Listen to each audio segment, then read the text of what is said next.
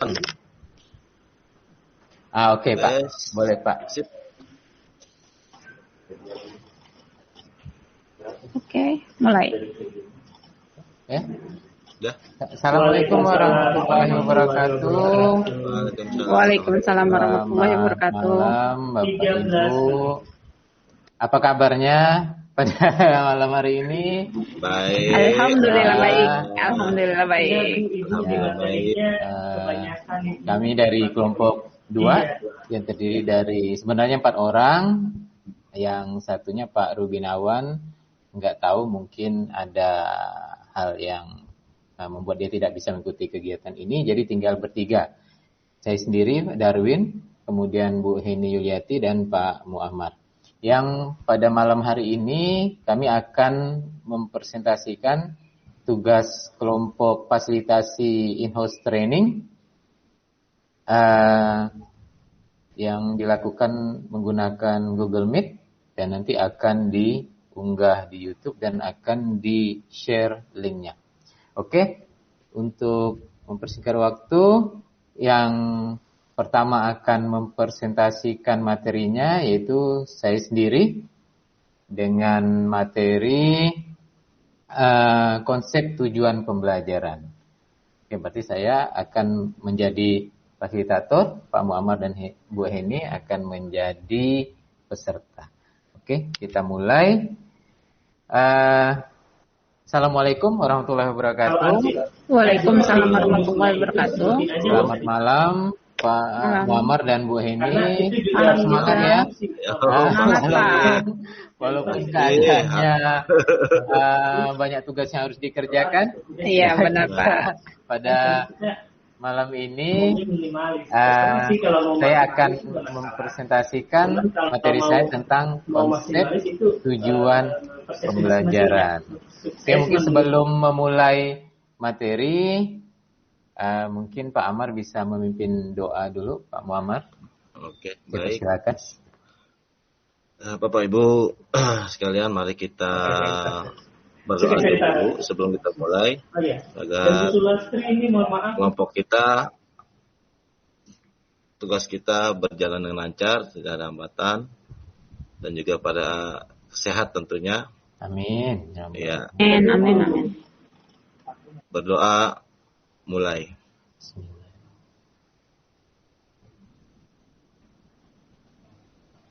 Doa selesai. Terima kasih Pak Muammar. Sama-sama. Oke, saya izin share screen. Ya.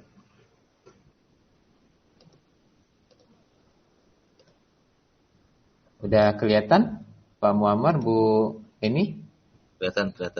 Ya, sudah. Oke. Jaringan sih bisa. Jadi untuk materi saya ini masih sebagai submateri dari alur tujuan pembelajaran. Nah, ini yang sudah kita pelajari kemarin, yaitu tentang konsep alur tujuan pembelajaran.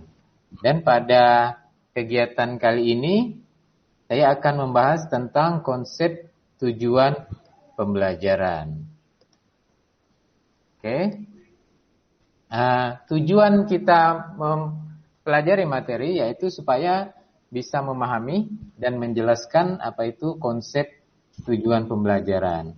Kemudian yang berikutnya bisa membuat tujuan pembelajaran sesuai dengan konsep tujuan pembelajaran yang akan kita pelajari pada kegiatan ini. Oke. Dalam kurikulum sekolah penggerak ini ada perubahan di dalam kurikulumnya. Salah satunya adalah perubahan di dalam tujuan pembelajarannya. Mungkin saya ingin tahu dulu lah, ingin menggali dulu informasi menurut Pak Muammar nih, kira-kira apa tujuan pembelajaran itu? Tujuan pembelajaran ya?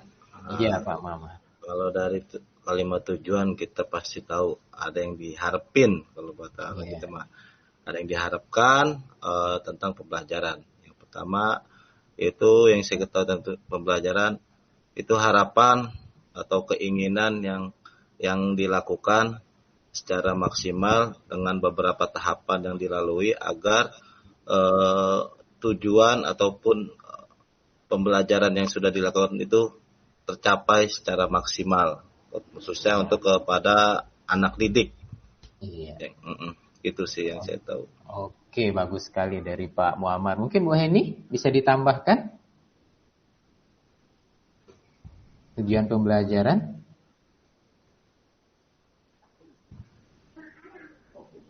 Halo Bu Heni? Sinyal mungkin. Oh iya. Tujuan pembelajaran itu untuk menentukan akhir dari suatu pembelajaran.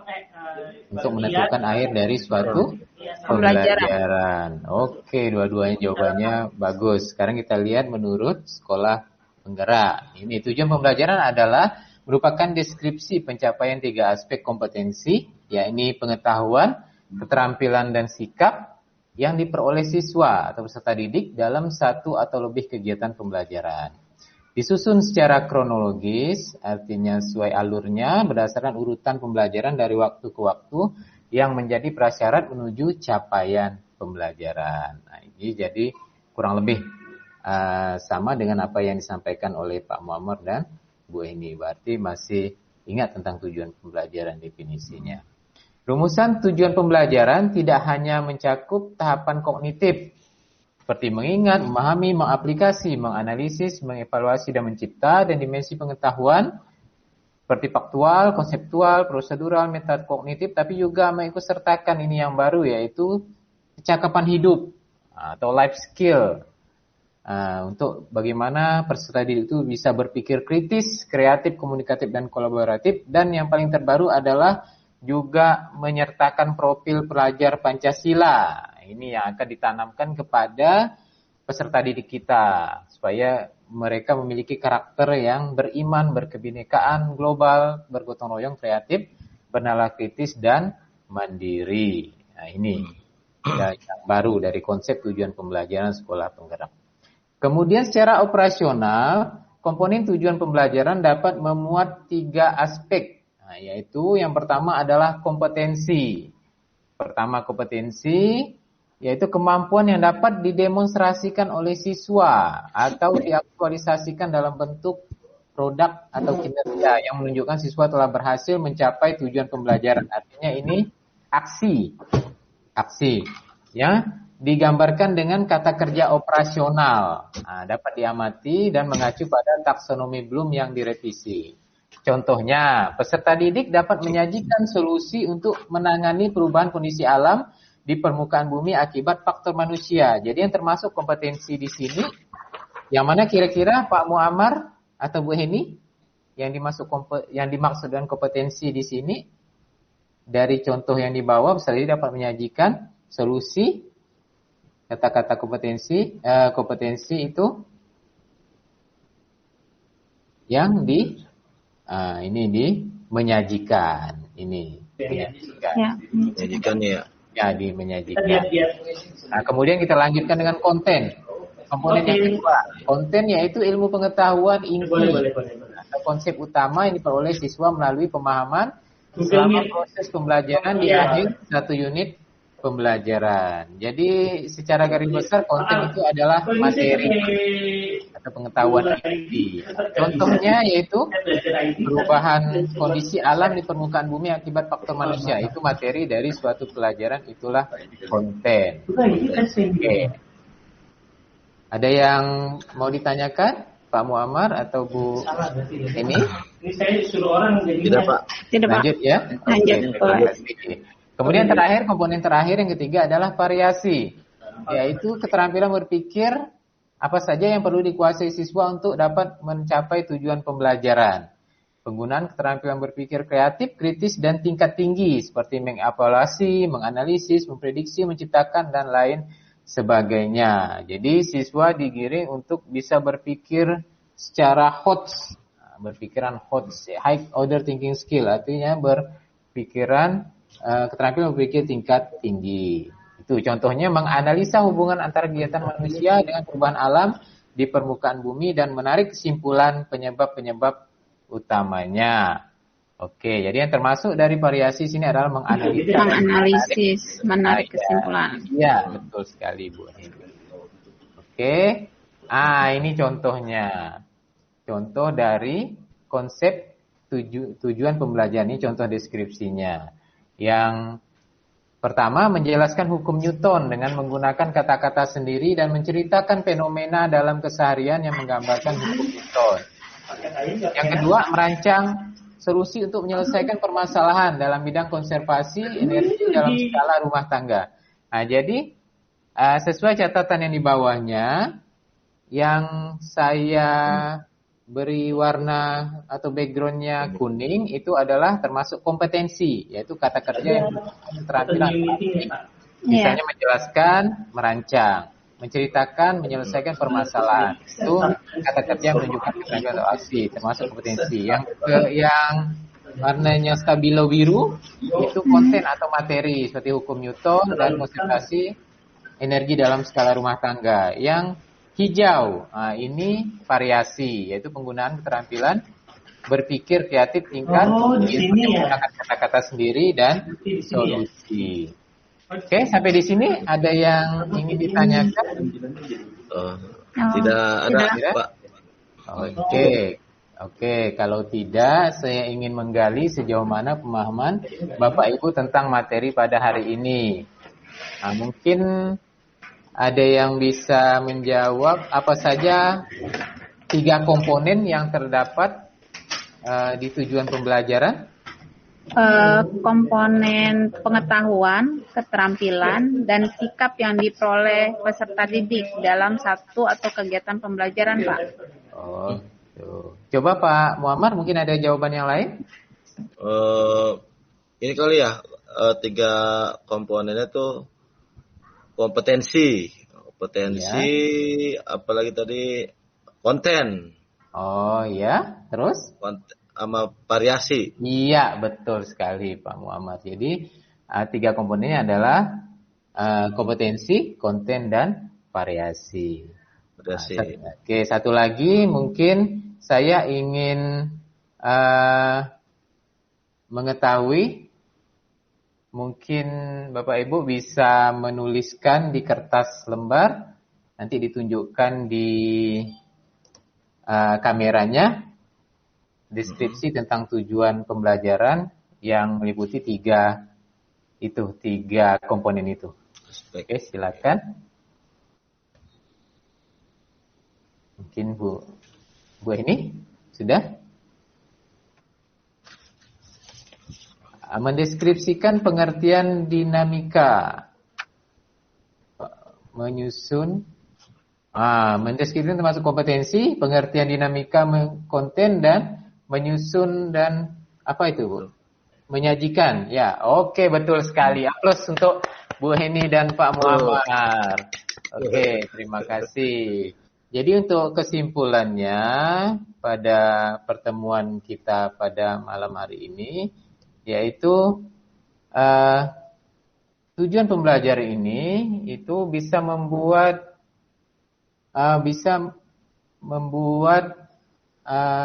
tersusun secara sistematis. Tujuannya itu membuat tujuan pembelajaran ini bisa tersusun secara sistematis dan logis di dalam fase secara utuh untuk memperoleh yang akhirnya akan memperoleh capaian pembelajaran yang kita inginkan. Itu tujuannya, kesimpulannya. Jadi dari 3 komponen tadi, dari deskripsi tadi, itu tujuannya itu supaya bisa tersusun secara sistematis dan logis dalam fase secara utuh untuk memperoleh capaian pembelajaran yang diinginkan. Oke, itu dari saya. Mungkin mudah-mudahan apa yang kita pelajari pada hari ini bisa membawa manfaat, bisa membawa ilmu dan wawasan. Amin. Terima kasih. Amin. Kepada Pak Muhammad dan Feni. Assalamualaikum warahmatullahi wabarakatuh. Waalaikumsalam warahmatullahi wabarakatuh. Oke, saya kembali sebagai moderator. Selanjutnya materi tentang asesmen penilaian akan disampaikan oleh Bu Heni Yuliati. Kepada Ibu Heni, saya persilakan. Terima kasih Pak Darwin. Saya akan mempresentasikan asesmen pembelajaran. Kali ini makan sebentar, suap deh gitu. Pembelajaran tentang asesmen. Saya menerapkan konsep asesmen formatif dan sumatif, kemudian bentuk asesmen, kemudian umpan balik. Untuk asesmen formatif dan sumatif, metode evaluasi yang dilakukan untuk evaluasi proses pemahaman murid, kebutuhan pembelajaran, dan kemajuan akademik selama pembelajaran. Asesmen formatif memantau pembelajaran murid dan memberikan umpan balik yang berkala dan berkelanjutan. Bagi murid, asesmen formatif berfungsi untuk membantu murid atau peserta didik, kemudian mengidentifikasi kekuatan dan aspek yang perlu dikembangkan. Bagi guru dan sekolah, asesmen formatif berfungsi memberi informasi mengenai tantangan apa saja yang dihadapi siswa atau peserta didik dalam proses pembelajaran proyek, sehingga dukungan yang memadai dapat diberikan. Kemudian asesmen formatif dapat diberikan oleh guru, teman, atau diri sendiri. Kemudian asesmen formatif untuk guru yaitu menguasai pembelajaran peserta didik, memastikan perkembangan peserta didik, mengecek pemahaman peserta didik. Untuk peserta didiknya yaitu mengevaluasi pembelajaran sendiri peserta didik, membangun pengetahuan peserta didik, mengidentifikasi kekuatan dan kelemahan peserta didik, meningkatkan kemampuan peserta didik. Kemudian bentuk-bentuk asesmennya bisa berbentuk tidak tertulis. Tidak tertulis itu seperti diskusi di kelas, produk, drama, presentasi, tes lisan. Kemudian bentuk tertulisnya refleksi, esai, jurnal poster, tes tertulis. Dari sini Bapak Ibu bisa lihat atau bisa didiskusikan apa yang perlu dipakai dalam pembelajaran. Untuk kali ini saya akan bertanya kepada bapak-bapak, adakah yang Bapak dapat atau umpan baliknya bagi guru? Di sini kan ada umpan balik bagi guru memberikan informasi perkembangan murid untuk memodifikasi pengajaran dan pembelajaran di masa depan. Menurut Bapak, adakah yang baik bisa kita berikan untuk siswa? Ada. Seperti apa, Pak? Contohnya seperti apa? Pak Darwin atau Pak Muammar? Ini senior dulu Pak Darwin nih kayaknya nih. Nggak enak kalau senior dulu. Umpan balik apa nih Bu maksudnya Bu ini? Dalam pembelajaran Pak. Oh, dalam pembelajaran.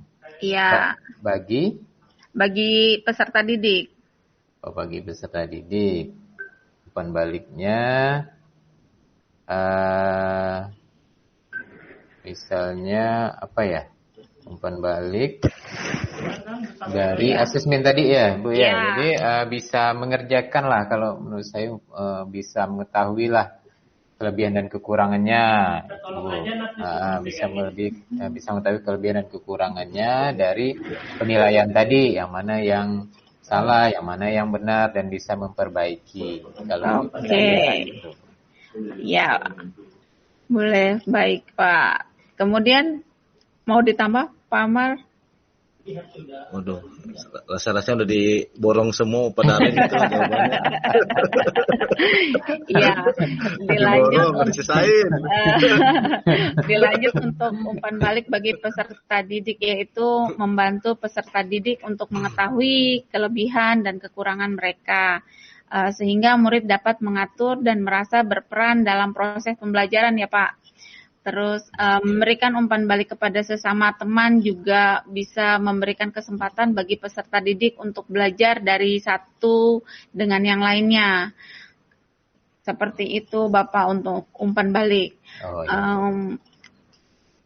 Kali ini saya akan bertanya, terserah bisa dijawab oleh Bapak siapapun, Pak Darwin boleh, Pak Amar boleh. Menurut Bapak, asesmen yang tidak tertulis itu seperti apa? Atau apa saja contohnya? Silakan. Contoh dari asesmen. Saya dulu boleh Bu? Boleh Pak. Asesmen yang tidak tertulis ya? Ya. Kalau menurut saya yang tidak tertulis itu seperti drama. Ya. Drama, kemudian tes lisan yang tidak tertulis. Ya, boleh. Presentasi. Ya, apalagi? Ada lagi yang lainnya? Kemudian mungkin produk kali Bu, produk yang dihasilkan. Ya. Ya. Ada lagi? Diskusi kelas mungkin. Diskusi kelas. Itu. Benar Pak Darwin. Diborong mulu. Gak kebagian. Udah mau chat kurang satu nih. Boleh. Jawab. Kalau menurut Bapak-bapak, adakah asesmen yang tidak tertulisnya? Contohnya seperti apa? Ayo. Oh, bisa Bu. Wah, boleh, silakan Pak Muhammad. Biar kebagian. Gantian lah. Iya, silakan Pak Muhammad. Biar kebagian. Ayo, apa Pak Muhammad? Apa asesmen yang tertulis ya contohnya ya? Tertulis, contohnya apa? Nah, tadi lempengan itu tadi saya nggak meleng tuh. Masih memperhatikan jaringannya bagus. Ini pertama saya ingat tadi esai kayaknya esai, proses, jurnal. Jurnal. Terus lanjut apalagi? Contohnya? Tes tertulis. Iya, terus apa lagi Pak? Tes tertulis sama refleksi. Oh iya. Ya, ingat itu tadi. Akhirnya. Lagi ngameleng. Iya. Jadi dari asesmen ini Bapak bisa lihat tujuan dari asesmen yaitu mengukur kemampuan peserta didik dari awal pembelajaran sampai akhir proses atau nilai akhir. Seperti itu ya Bapak untuk asesmen.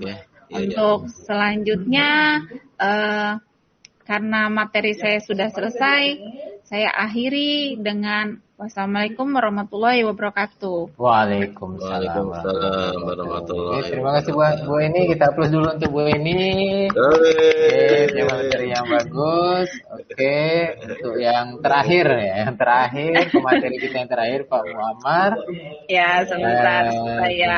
Tentang capaian pembelajaran ya kepada Pak Muhammad dipersilahkan. Iya. Sebentar. Tentang paling muda taruh di terakhir. Ya. Oke, nggak apa-apa, gas terus. Semangat. Oke. Udah muncul belum? Udah Pak Muhammad. Sudah. Udah nampak. Sudah muncul ya. Oke, bismillahirrahmanirrahim. Assalamualaikum warahmatullahi wabarakatuh. Waalaikumsalam warahmatullahi wabarakatuh. Selamat malam Bapak-bapak, Ibu-ibu semuanya. Mudah-mudahan pada sehat. Alhamdulillah. Benar, gas terus. Ya. Pada malam hari ini saya akan menyampaikan materi saya atau mempresentasikan tentang capaian pembelajaran yang pada sekolah penggerak. Oke. Nah, dari judul materi saya, capaian penggerak akan muncul di benak bapak-bapak, ibu, Excel yang pasti apa itu capaian pembelajaran. Kalau kita baru mendengar, pertanyaan itu kan muncul. Dan bagi yang sudah tahu, pasti kok sejauh mana nih capaian pembelajaran ini, artinya pembahasannya. Apakah ibu-ibu ada pembaharuan atau mungkin masih tetap yang lama. Tapi sebelum itu saya ingin tahu dulu wawasan Pak Darwin sama Bu Ani, apa itu capaian pembelajaran. Warahmatullahi wabarakatuh. Yang pertama saya coba beri kesempatan untuk ladies first nih.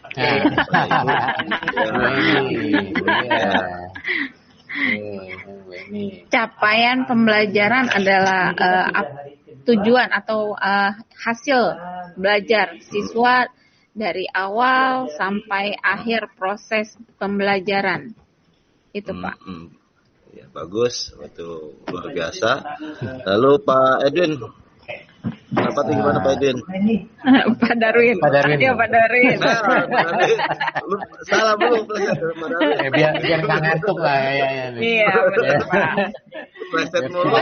Biar semangat. Iya, kalau menurut saya capaian pembelajaran. Ya, capaian itu kan hasil.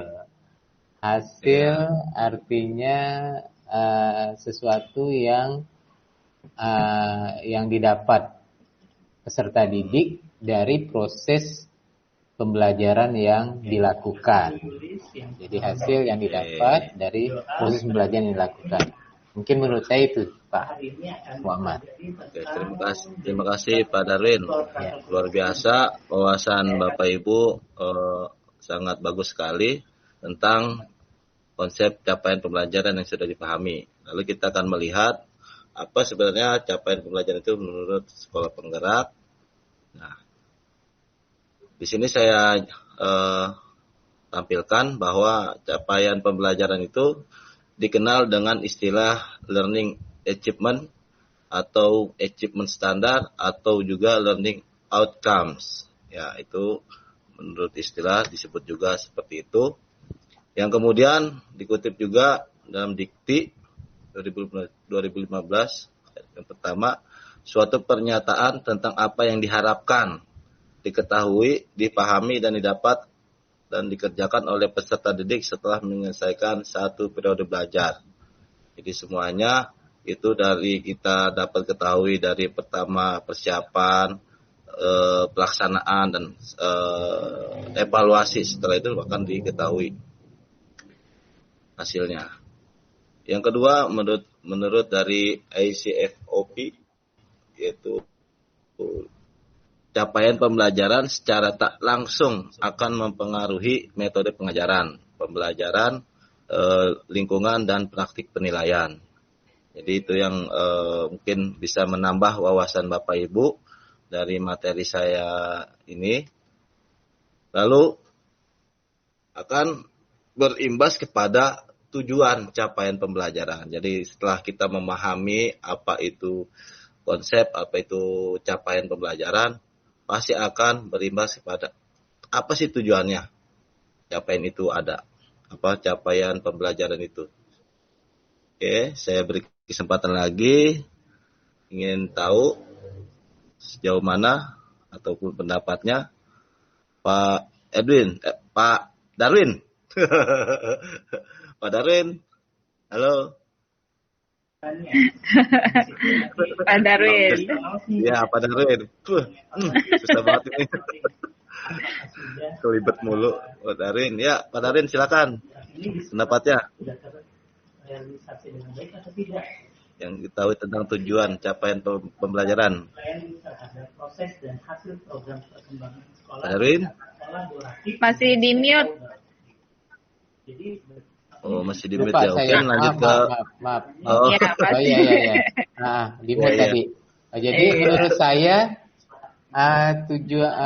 tujuan capaian pembelajaran itu dari adanya perubahan dari peserta didik, dari yang awalnya tidak tahu menjadi tahu, dari yang belum paham menjadi paham. Itu kalau menurut saya capaian pembelajaran.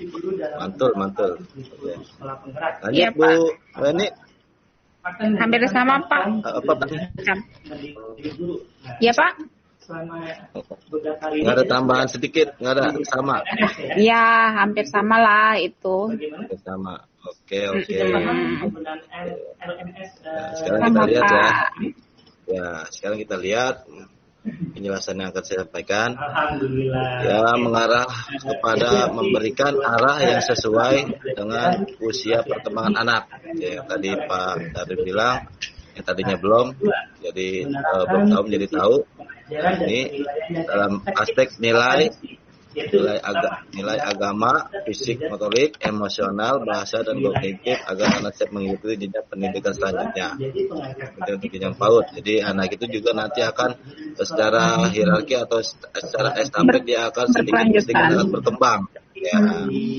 Yang kedua menunjukkan kemajuan belajar yang digambarkan. Nah, setelah tadinya belum tahu menjadi tahu, itu artinya kan menunjukkan adanya kemajuan dalam hal belajar. Ya, digambarkan secara vertikal dari satu tingkat ke tingkat lainnya sehingga kemudian dikomunikasikan dalam suatu kerangka kualifikasi yang disertai dengan kriteria penilaian. Ini lebih tepatnya seperti rapot.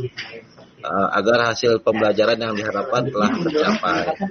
Dari hasil yang sudah dilihat itu akan kita ketahui apakah itu anak didik kita berkembang atau tidak. Nah, itu akan kita ketahui dari hasil penilaian yang sudah kita berikan. Pertanyaan kalau belum ada, tidak ada, saya lanjut. Lanjut Pak. Ya, lanjut Pak. Lanjut ya.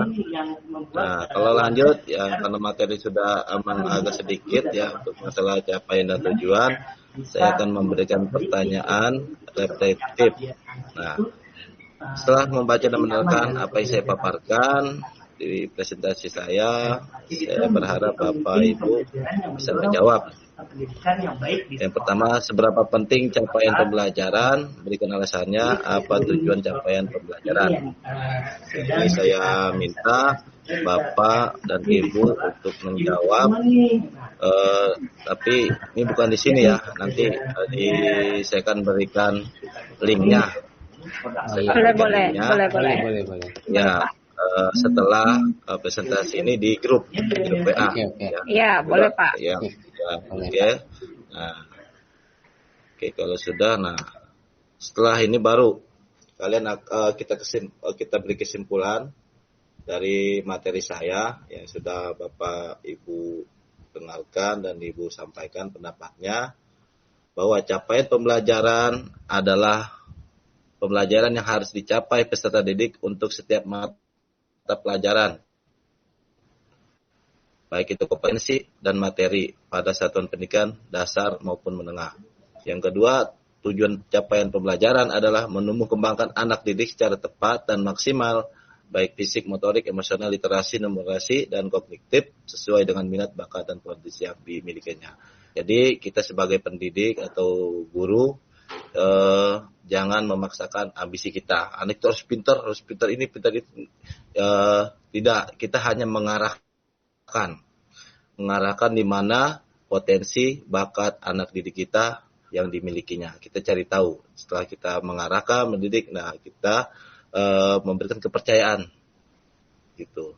Tujuannya apa? Agar anak didik kita itu menjadi anak yang sesuai dengan kompetensinya masing-masing, dan yang terpenting tujuan dan capaian pembelajaran pun kita bisa laksanakan dengan secara maksimal dan hasilnya juga pun maksimal. Ya, mungkin itu yang dapat saya sampaikan materi pada malam hari ini. Ya, kurang lebihnya mohon maaf. Ada salah-salah kata atau kekurangan. Terima kasih. Assalamualaikum warahmatullahi wabarakatuh. Waalaikumsalam warahmatullahi wabarakatuh. Berikan aplaus untuk Pak Muammar nih. Semakin malam semakin mantap nih kayaknya Pak. Iya. Salah nyebut mulu Pak Darwin, nama Pak Darwin. Jadi demikianlah presentasi dari kami kelompok 2 untuk tugas fasilitasi in-house training ini. Mudah-mudahan apa yang kita lakukan ini bisa menambah ilmu, menambah wawasan bagi kita semua untuk kedepannya. Dan saya harapkan juga mudah-mudahan kita selalu semangat, selalu sehat. Sudah memimpin doa pada Sampai nanti. Semoga Sekian dari kami kelompok 2. menerima materi pada hari ini dan Mungkin sebelum kita akhiri, mungkin kita berdoa dulu lah ya Pak. Berdoa dulu untuk mengakhiri kegiatan ini. Berdoa mulai.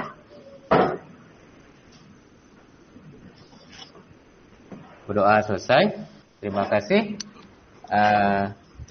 Mohon maaf jika ada kekurangan. Inilah kami. Saya akhiri mewakili kelompok 2. Saya akhiri. Assalamualaikum warahmatullahi wabarakatuh. Waalaikumsalam warahmatullahi wabarakatuh. Terima kasih Pak Darwin. Ya, terima kasih. Sama-sama semuanya juga terima kasih.